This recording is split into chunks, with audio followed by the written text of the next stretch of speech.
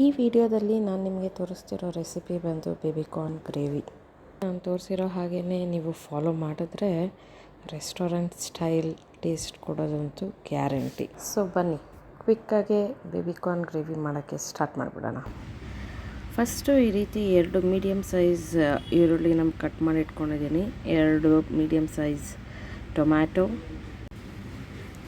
ಮತ್ತು ಶುಂಠಿ, ಬೆಳ್ಳುಳ್ಳಿ ಮತ್ತು 3 ಬ್ಯಾಡಗೆ ಮೆಣಸಿನ್ಕಾಯಿ, ಚಕ್ಕೆ, ಲವಂಗ. ಸೊ ಇಷ್ಟನ್ನು ರೆಡಿ ಮಾಡಿ ಇಟ್ಕೊಂಡು ನೆಕ್ಸ್ಟು ಬೇಬಿಕಾರ್ನ್ನ ಈ ರೀತಿ ಎಲ್ಲ ವಾಶ್ ಮಾಡಿ ಇಟ್ಕೊಂಡು ಕಟ್ ಮಾಡಿ ಇಟ್ಕೋಬೇಕು ಈ ರೀತಿ. ಸೊ ಈಗ ಮೊದಲು ಕಡಾಯಿಗೆ ಒಂದು 3 ಟೇಬಲ್ ಸ್ಪೂನ್ ಎಣ್ಣೆ ಹಾಕ್ಕೊಳ್ಳೋಣ. ಅದಾದ ಮೇಲೆ ಚಕ್ಕೆ, ಲವಂಗ ಮತ್ತು ಈರುಳ್ಳಿ ಹಾಕಿ ಫ್ರೈ ಮಾಡ್ಕೋಬೇಕು. ಈರುಳ್ಳಿ ಎಲ್ಲ ಸ್ವಲ್ಪ ಗೋಲ್ಡನ್ ಬ್ರೌನ್ ಆಗಲಿ. ನೆಕ್ಸ್ಟು ಬೆಳ್ಳುಳ್ಳಿ ಆ್ಯಡ್ ಮಾಡ್ಕೊಳ್ಳೋಣ. ಬೆಳ್ಳುಳ್ಳಿ, ಶುಂಠಿ ಮತ್ತು ಬ್ಯಾಡಗೆ ಮೆಣಸಿನ್ಕಾಯಿ ಇದೆಲ್ಲ ಚೆನ್ನಾಗಿ ಹುರ್ಕೊಳ್ಳಿ. ಇದಿಷ್ಟು ಹುರಿದಾದ್ಮೇಲೆ ಲಾಸ್ಟಲ್ಲಿ ಟೊಮೆಟೋಸ್ನ ಆ್ಯಡ್ ಮಾಡ್ಕೊಳ್ಳೋಣ.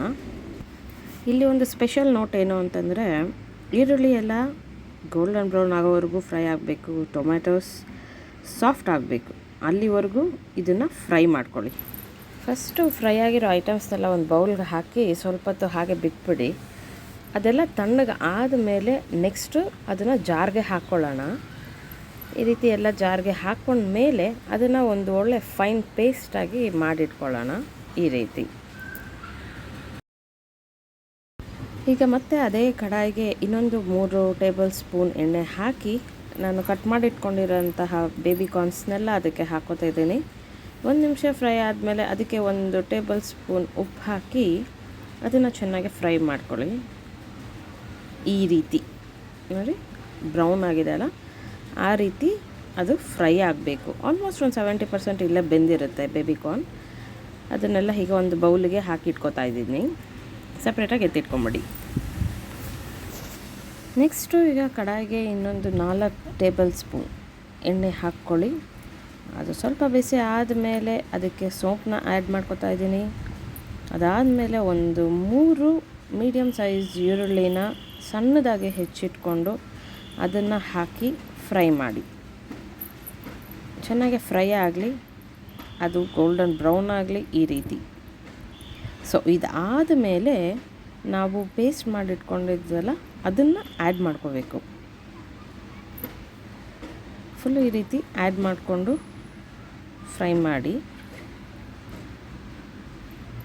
ಅದಾದಮೇಲೆ ಈಗ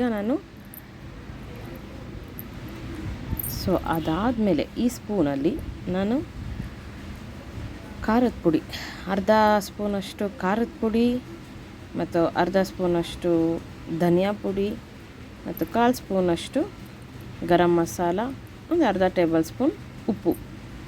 ಸೊ ಇದನ್ನೆಲ್ಲ ಹಾಕ್ಕೊಂಡು ಚೆನ್ನಾಗಿ 1 ಮಿನಿಟ್ ಅದನ್ನು ಫ್ರೈ ಮಾಡಿ. ಅದಾದಮೇಲೆ ಒಂದು ಅರ್ಧ ಗ್ಲಾಸ್ ನೀರನ್ನ ಇದಕ್ಕೆ ಆ್ಯಡ್ ಮಾಡ್ಕೊಳ್ಳೋಣ. ಫುಲ್ಲು ನೀಟಾಗಿ ಮಿಕ್ಸ್ ಮಾಡಿ, ಆವಾಗ ಈ ರೀತಿ ಆಗುತ್ತೆ ಅದು. ಸೊ ಅದಾದ ಮೇಲೆ ಈ ರೀತಿ ಆದಮೇಲೆ ಅದನ್ನು ಒಂದು ಬಾಯ್ಲ್ ಆಗೋಕ್ಕೆ ಬಿಡೋಣ.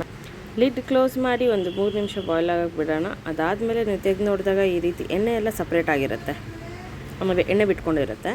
ಸೊ ಅಲ್ಲಿವರೆಗೂ ಅದು ಫ್ರೈ ಆಗಬೇಕು. ಅದಾದಮೇಲೆ ಇದಕ್ಕೆ ನಾನು ಫ್ರೈ ಮಾಡಿ ಇಟ್ಕೊಂಡಿದ್ದಂಥ ಬೇಬಿಕಾರ್ನ್ಸ್ನ ಆ್ಯಡ್ ಮಾಡ್ತಾಯಿದ್ದೀನಿ.